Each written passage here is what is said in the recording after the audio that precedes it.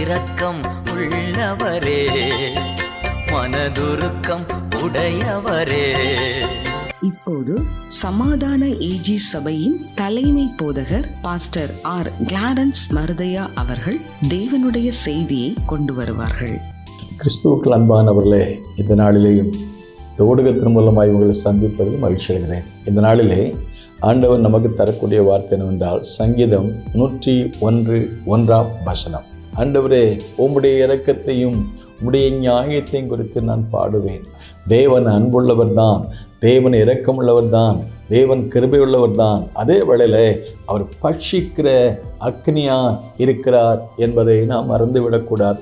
ஒரு நாணயத்திற்கு 2 பக்கம் இருக்கிறது போல ஆண்டவர் அன்புள்ளவரும் இரக்கமுள்ளவரும் நல்லவரும் நமக்காக யாவற்றையும் செய்து முடிக்கிறவரும் இருக்கிறார். அதே வேளையில் அவர் நீதியின் தேவன் என்பதை தாவீது தன்னுடைய வாழ்க்கையிலே அவர் அதை அறிந்தார், அதை அனுபவித்தார், அதை பாடலாக பாடியுள்ளார். எப்பொழுதென்றால் தாவீது தவறு செய்த போது 51 சங்கீதத்திலே அழுது மன்றாடி புலம்புகிற ஒரு சங்கீதத்தை வாசித்து பார்க்கிறோம்.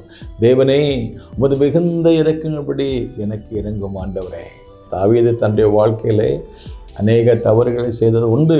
ஆனால் அத்தனை தவறுகளையும் அவர் அறிந்து ஆண்டவரிடத்தில் மன்றாடி மன்னிப்பு கேட்டதுனால தேவனுடைய இரக்கத்தையும் தேவனுடைய கிருபையும் தயவையும் பெற்று கொண்டார். ஆகவே அப்படிப்பட்ட தவறு செய்த சூழ்நிலையில் ஆண்டவர் அவரை தவறை சுட்டி காட்டாமல் விடவில்லை. சில சமயங்களில் மனுஷராகிய நாம் சில செய்கிற தவிர நம்ம கண்டும் காணாதது மாதிரி போய்விடுவோம். ஆனால் தேவன் அப்படி கண்டும் காணாதது மாதிரி போய்விடவில்லை. தாவீது அவன் ஆண்டவருடைய அன்புக்கு பாத்திரன்தான், அவருடைய இரக்கத்துக்கு பாத்திரம் உள்ளவன் தான், அவருடைய தயவுக்கு பாத்திரம் உள்ளவன் தான்.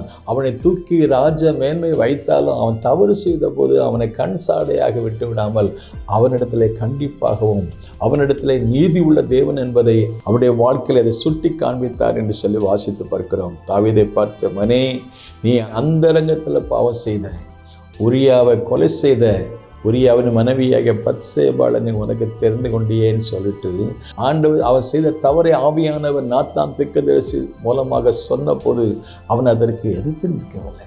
அநேக சமயங்கள் நாம் செய்கிற தவறை நம்மை கண்டிக்கும் போது, தவறை சுட்டி காண்பிக்கும் போது சில சமயங்களில் நாம் மனுஷகத்தில் இருப்போம். ஏனால் நாம் கோபப்படுவோம், எரிச்சல் அடைவோம். இல்லாவிட்டால் ஆதாமை போல ஏவாளை போல சாக்கு போக்கு சொல்லுவோம்.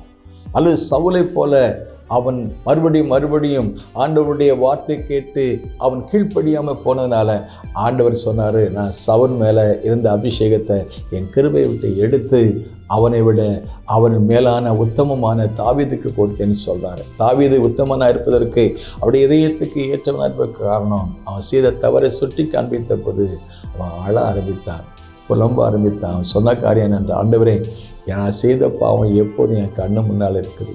நான் பாவம் செய்தேன், நான் மீறல் செய்தேன், நான் அக்கிரமம் செய்தேன் என்று சொல்லி அவருடைய நீதி, அவருடைய சத்தியம், அவருடைய வசனம், அவருடைய ஆவியானவர் அவனுக்குள்ளே வந்தபோது அவன் உணர்த்தப்பட்டான். வேதம் நமக்கு சொல்கிறது, பரிசுத்த ஆவி வரும்பொழுது பாவத்தை குறித்தும் நீதியை குறித்தும் நியாயத்தை குறித்தும் கண்டித்து உணர்த்துவார். தாவீதிடத்தில் நியாயத்தை குறித்து தேவனுடைய நீதியை குறித்து கண்டித்து உதறின பொழுது, எனக்கு மன்னிங்க ஆண்டவரே, சுத்த இதயத்தில் சிருஷ்டிங்க, நிலைவரமான ஆவி எனக்கு கொடுப்பீங்க.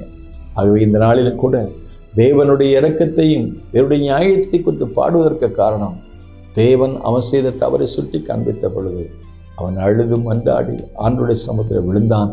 கர்த்தர் அவனுக்கு இரக்கம் காண்பித்தார். இந்த நிகழ்ச்சியை கவனிக்கிற அருமையான தேவனுடைய பிள்ளைகளை, தேவனுடைய இரக்கத்தையும் தேவனுடைய நியாயத்தையும் குறித்து பாடுவேன்னு சொல்வதற்கு காரணம் இருக்கிறது.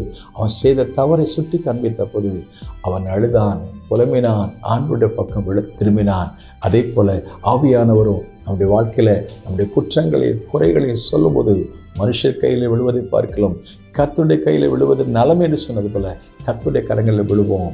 அவர் இரக்கமுள்ளவர், அவர் நீதி உள்ளவர். அவர் தமது இரக்கத்தின்படி நமக்கு நீதி செய்ய அவரை அண்டிக் கொள்வோம். கர்த்தர் நமக்கு உதவி செய்வார். May God bless you.